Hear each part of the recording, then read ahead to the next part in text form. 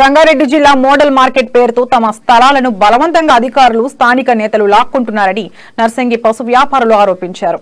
తమ స్థలాన్ని అన్యాయంగా తీసుకుంటున్నారని ఆవేదన వ్యక్తం చేస్తూ ఆందోళన చేశారు. నిజాం కాలం నుండి నార్సింగి పశువుల సంత ఎంతగానో పేరుగాంచిందని పశు వ్యాపారులు చెప్పారు. పశువుల సంతను అధికారులు అభివృద్ధి పేరుతో తమ వద్ద బలవంతంగా స్థలాలను లాక్కుంటున్నారని ఆవేదన వ్యక్తం చేశారు. కనీసం అధికారులు తమకు వేరే ప్రాంతాల్లో స్థలం చూపించకుండానే పోలీస్ బందోబస్తు ఏర్పాటు చేసి బెదిరింపులకు పాల్పడి తమ స్థలాన్ని లాక్కుంటున్నారని ఉన్నత స్థాయి అధికారులు స్పందించి తమకు న్యాయం చేయాలని పశు వ్యాపారులు డిమాండ్ చేశారు.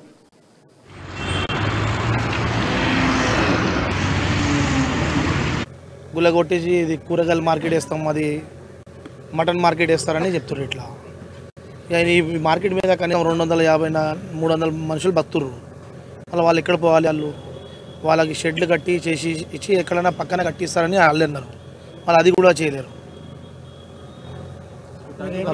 ఇక వాటర్ ట్యాంక్ నార్సింగ్కి అవసరమే లేదు. దాన్ని ఆ వాటర్ ట్యాంక్ ఎక్కడ వెళ్తుందేమో నీళ్ళు ఇక్కడ 1500 గజాల మీద ఇది కట్టించారు.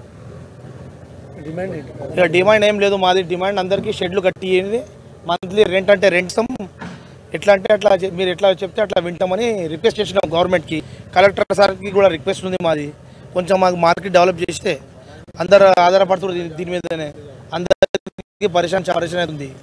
ఇక గులగొడతా చేస్తా అని ఒకరు వస్తున్నారు, ఒకరు జీసీబీ పెట్టారు, ఏదైనా కలెక్టర్కి ఆర్డర్ వచ్చిందని అంటారు అందరూ. కోఆప్షన్ మెంబర్ ప్రెసిడెంట్ ఇప్పుడు ఉన్నా నేను.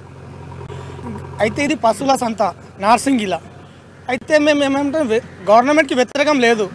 మాకు కట్టించి ఎక్కడైనా మాకు చూపించే జాగా కట్టించి మళ్ళీ కొత్త మోడర్న్ మార్కెట్ చేస్తున్నారంట.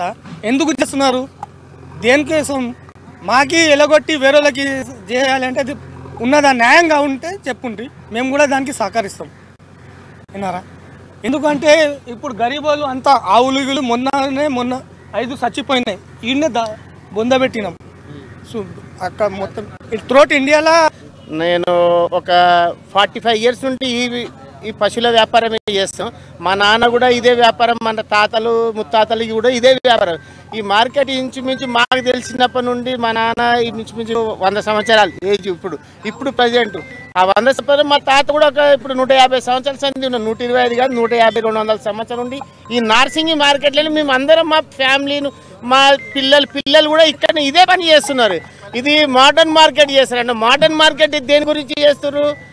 ఎవరికి అది లేదు. మోడర్న్ మార్కెట్ అంటే ఎవరికి దాని మీద అవగాహన ఎవరికి. గుల్లగొట్టేసి ఇది కూరగాయల మార్కెట్ వేస్తాం, అది మటన్ మార్కెట్ వేస్తారని చెప్తున్నారు. ఇట్లా ఈ మార్కెట్ మీద కనీసం 250-300 మనుషులు బతుర్రు. అలా వాళ్ళు ఎక్కడ పోవాలి?